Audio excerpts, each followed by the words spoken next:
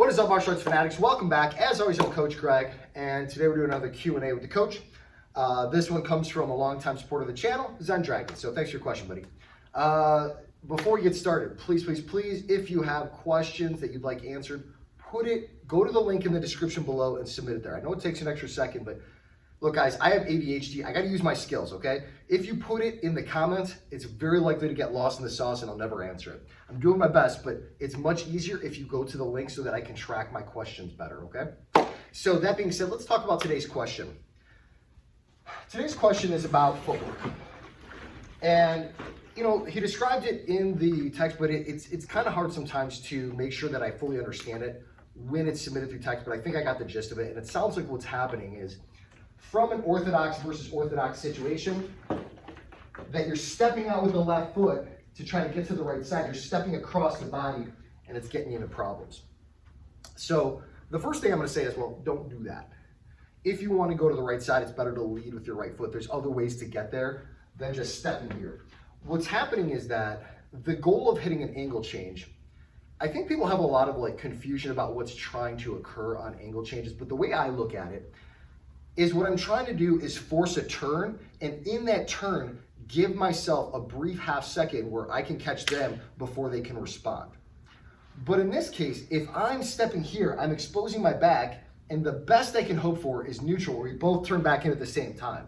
Worst case situation, as I step across, I step into trouble because it takes me longer to turn, and by the time I do, they catch me. It could be a real problem. So I wouldn't encourage doing this footwork. Now, I will say, if this happens, look, we're not perfect. I end up in bad positions myself. If this happens, whether it's you're playing with it or it's an accident, whatever happens, you've stepped out to the left side. What I'm going to encourage at this point is to start using turning techniques. A lot of times in boxing, guys will try to veer to my left anyway because they're trying to get away from my power hand. Very common, right? They want to get away from my big right hand. The reverse occurs if I'm in southpaw. They're trying to get away from it. So in the process of doing so, they move to my left, and this is what happens, this situation. As they do so, I throw the big turning back kick. I know I shouldn't be kicking my bag with my shoes, but it's my bag, I do what I want. I can also do similar things, start coming to my spinning bottom fist and stuff like that. That's what I would encourage from there, whether you do it or whether it's because they are drifting in that direction. So as I'm setting them up, I'm trying to get my cross and they start moving in this direction. That's when you catch them with this kind of stuff. Just like if they start cutting direction a lot of times to my right, I can start chopping with the legs, I can start throwing hooks, whatever it is, but you kind of pull them back to center with this stuff. And more importantly, you can use this to level change off of it. We talked about this in the shot clock Rockman breakdown.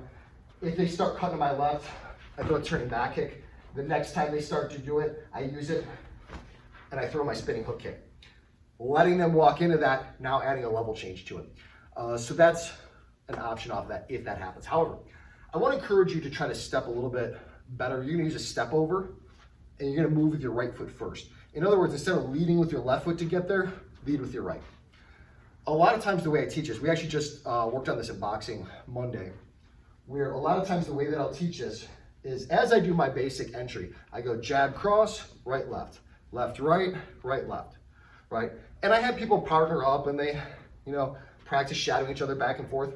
Then you start adding your angle change, where now, instead of going here and coming back, I go 1, 2, and now I go to my right. And the way I'm gonna do this is I'm gonna push off the opposite foot. So I go jab, cross, my left foot pushes, my right foot steps out, my left foot follows, and at the end of it, I like to slide forward with my left foot a little bit as I throw my shot to allow myself to drive back into my opponent. It ends up, I like to refer to this as a C step because my foot kind of makes a C. I come in, and a lot of times I'll put a slight plant in the middle, so pop. So the way it'll look is I go 1, 2, my right foot steps out, my left foot follows, and then I slide forward as I throw my cross. The idea being that I will catch them. So I go jab, cross, and by the time they get a chance to turn and face me, I've already put hands on. You can add in other techniques. I can add in a left hand on my left step to give it a nice powerful hook. I go 1, 2, step. As my left comes, my left hook follows. I can add stuff like 1, 2, pop, and an uppercut, whatever it is. You can also start doing really nice combinations off of this because a lot of times people's reaction, as I step off here, people's reaction is to put weight on their back foot and start to guide up here, right? Whether it's an overhand or a cross, whatever it is, they start guarding here, but their head starts coming back, putting weight on this left foot or on the right foot, and often leaving the body exposed. So a lot of times I'll come in here, I go 1, 2, here, I throw my cross, and as they defend here, I go pop, pop, and I come back underneath, and I come over the top. It becomes a very nice sequence, and you can continue to step around as you do this. So you go 1, 2, step, 1, pop, pop. Continuing to circle as you do this. Now, once they've started to caught on to the fact that you're moving to the right a whole bunch, they're going to anticipate this and start to turn and follow you. So here, right, they're going to square off. The first time I see that, I go, okay, I'll take the exchange here. Maybe I hit their forearms or whatever. No big deal.